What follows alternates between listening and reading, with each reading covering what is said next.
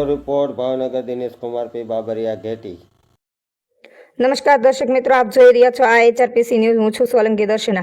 ગીર ગઢડા પોલીસે અનુસૂચિત જાતિ સમાજની દીકરીને 2 દિવસ બેસાડી પણ ફરિયાદ ન લીધી અને દીકરી ન્યાય માટે વલખા મારતી રહી, પણ ગીર ગઢડાના જમાદાર ધીરુભાઈ સિંધવે દીકરીની ફરિયાદ ન લેતા આખરે દીકરીએ મરી જવાનો વિકલ્પ પસંદ કરી હાથને નસ કાપી, જેની જાણ રવિરાજ ન્યૂઝના તંત્રી શ્રી રામજીભાઈ ચાવડાને થતાં ઘટના સ્થળે પહોંચી કોડીનાર હોસ્પિટલમાં દાખલ કરી અને કાયદેસરની કાર્યવાહી કરાવી દીકરીને ન્યાય મળે તેના માટે જહેમત ઉઠાવી હતી, જેમાં રામજીભાઈ ચાવડા સાથે इंडिया क्राइम न्यूज़ मंत्री एडिटर कनुभाई चांटपा और मनोजभाई चांटपाए भारी मेहनत थी फरियाद लेवड़ावामां आवी हती। रिपोर्टर कनुभाई चांटपा, गीर सोमनाथ। ज्योति, अच्छा तमे गीर गढ़ड़ा पोलीस स्टेशन फरियाद करवा गयेला हता त्यारे शुं बनाव बन्यो हतो ए तमाम विगत साची अने सत्य रजू करो। त्यारे अमने अमारा गामे अमारा गामना બધા આગેવાનોએ અમને છોકરાને ને છોકરીને ને એના ઘરનાને એને ભેગા કર્યા હતા। એટલે મેં એમ કીધું કે મારા છોકરા સાથે વાત કરી કે મારી સાથે આ બધું શું કામ કર્યું। હું અને મેં એ છોકરા સાથે 3 કલાક વાતચીત કરી અને બધી વાત કરી। ત્યાંથી અમે છોકરાને લઈને બધા આગેવાનો વચ્ચે આવ્યા, અમે લોકો બેઠા હતા અને મને પાણીની તરસ લાગી એટલે હું મારા મમ્મી પાસે પાણી પીવા ગઈ। ત્યાં એ છોકરાના મમ્મી આવી અને છોકરાને લઈ અને ગાડીમાં બેસાડી ને ભાગી ગયા અને છેલ્લે એટલું બોલતા ગયા કે અમે ગઢડા પોલીસ સ્ટેશને જઈએ। એટલે મને એવું થયું કે ગઢડા જાય એટલે મારે પણ ગઢડા જવું। હું એની પાછળ ગાડી લઈને ગઢડા અમે પી ગયા। ગઢડા જઈને જોયું તો એ અમને આખા રસ્તે ના દેખાણા કે ગઢડા પોલીસ સ્ટેશને ના દેખાણા। ગઢડા જઈને અમે આ વાતની રજૂઆત કરી કે આવું છે। ત્યાંથી ગઢડા પોલીસને અમે રાતે 12 વાગે પહોંચ્યા। 12 વાગ્યાથી સવારના 5 વાગ્યા સુધી એ લોકોએ અમને વેટ કરાવ્યો કે અમે હમણાં કરીએ, અમારે સાહેબ નથી, અમારા સમાધાનના આગેવાનોનો ફોન ચાલુ છે, પછી બધું કરીએ એમ કરીને સવારે 5 વાગ્યા।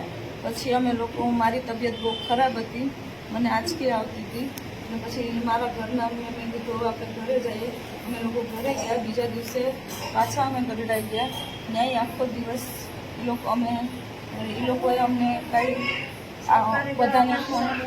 બધાને ફોન કરવાનું કે મારી તબિયત એટલી ખરાબ હતી કે હું ત્યાં બેસી નથી શકતી, હું ત્યાં પોલીસ સ્ટેશનના પગથિયા નીચે ભૂલી ગઈ હતી।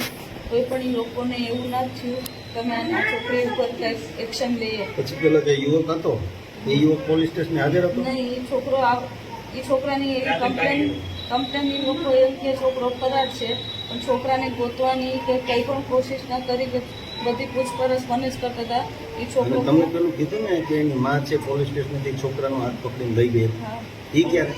એ વાડીએથી રાતે 12 વાગે ત્યાંથી અમે થોડીક પાણી પીવા માટે ઊભી થઈ એટલે છોકરાની માં એનો હાથ પકડી એ 2 વ્હીલરની અંદર બેસાડીને વહી ગઈ। પછી મેં એ છોકરાના ભાઈને ફોન કર્યો કે રણજીત ક્યાં છે, તો એના ભાઈએ એમ કીધું કે એને 4 વ્હીલમાં બેસાડીને કોક ક્યાંક લઈ ગયું। એ જ વાત મેં ગઢડા પોલીસને પણ કરી હતી। ગઢડા પોલીસે શું થયું? ગઢડા પોલીસે એમ કીધું કે છોકરો ફરાર છે। એ લોકો ખાલી એમ જ કે આગેવાનોનો ફોન ચાલુ છે। મેં એમ કીધું કે મારે અરજી કરવી છે, મારે કેસ કરવો છે। તો એ લોકો કે હા ઘડીક બેસો હમણાં કરીએ, હા ઘડીક બેસો હમણાં કરીએ એમ કરીને આખો દિવસ કાઢ્યો। પછી મારી તબિયત વધારે ખરાબ થઈ। પછી મેં મારા મમ્મીને કીધું કે મમ્મી મને મારાથી રહેવાતું નથી, મને હોસ્પિટલમાં દાખલ કર। પછી ગઢડા સરકારી દવાખાનામાં મને દાખલ કર્યું। ત્યાંથી આવ્યા પછી પણ હું પોલીસ સ્ટેશને ગઈ, મેં ત્યાં જાણ કરી કે તમે શું કરો।